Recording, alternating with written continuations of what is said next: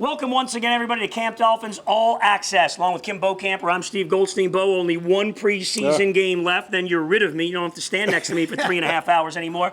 But this roster, there's some battles. We only have a couple of practices left in a game until cut down. Let's start with the running backs. It seems like every time the Dolphins give some reps to one of their running backs in these preseason games, they run well. Yeah, no doubt about it. I mean, everybody in there, anyone that's touched the ball in that room has done well. So that's going to be one of the tough decisions. I think 5 guys make the roster, maybe 6, but I don't think so.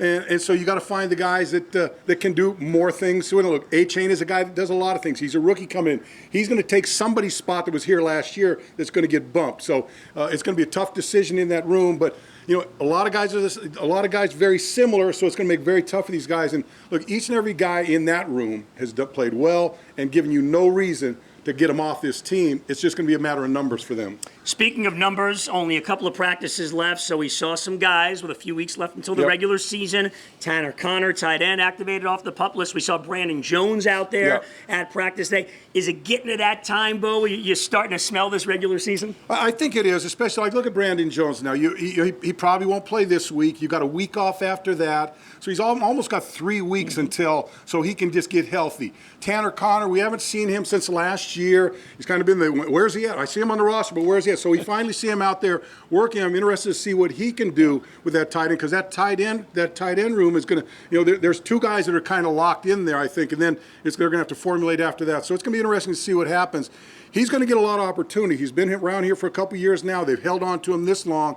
I'm hoping to see special things out of him. Tanner Connor, I'm speaking of. Vic Fangio was looking for depth on this defense, particularly on that D-line. Do you think a guy like Brandon Peely and maybe to a lesser extent Deshaun Hand, who they picked up from Detroit, have these guys solidified their roster spot in the interior of that defensive line? I believe Peely has. I no doubt about it. I think Hand is probably going to be that guy.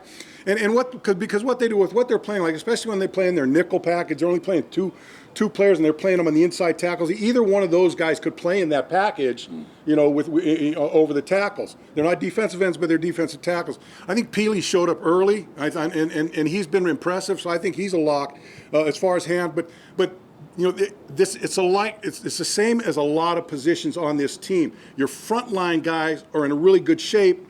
And then once you step behind, we need a. That's why I think that day after the cutdown day, you're going to see a lot of veteran people walking through these doors and getting a look. Offensive line, maybe tight end, maybe defensive tackle position, those kind of things. So the roster is not set now. It probably won't be set until a couple days before the first regular season game. It's interesting because the coaches and the coordinators took center stage today, speaking to the media at the podium behind us. And they're wide open, Bo. They just say, nothing's been decided. Obviously, we know there's certain guys on this roster, but do you think there are? I mean, how many? You're looking at 5, maybe 8 roster spots in the back of that roster that legitimately are open now leading into the final preseason game? I think right now there are 3 to 5 roster spots. Okay. And that's it. Mm-hmm. I've seen times where you come out on the last preseason game and say, there's maybe 1 or 2 spots out there. But I think 3 to 5, because they are looking for the backups, and that's where some of these guys are going to earn their stripes. So, I don't think there's a plethora of guys that are going to make this team that are a surprise. I think what that core is, and it's who the next 4 or 5 guys on there are going to either be here or not. That's going to be the cut line there. All right, you're in Houston for a week. The barbecue, the steaks, what was your favorite? Give us the food rundown from Mr. Beaucamper. Mexican. All right. Mexican. Yeah.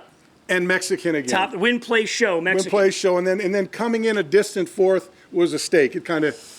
Interesting. It was a little overcooked, so I put it to the back of the pack. What was impressive I think it was day 1 after the joint practices, our man Lewis, he found that place for the Mexican food. Lunch. And the best part of the lunch, Bo, you know what the best part was? What was that? He paid. I mean, that was beautiful. You said bring me another and get it to go. Just like the way I like my steaks. That's very rare occurrence right there. Very nice. That's R-A-R-E, right? Okay. By the way, we should mention Mike White in concussion protocol, but before the team did the regular practice today, he was on the field in a baseball cap. That's good news. The Dolphins have re-signed James Blackman, who they had earlier in camp at quarterback. That'll do it for this edition of Camp Dolphins.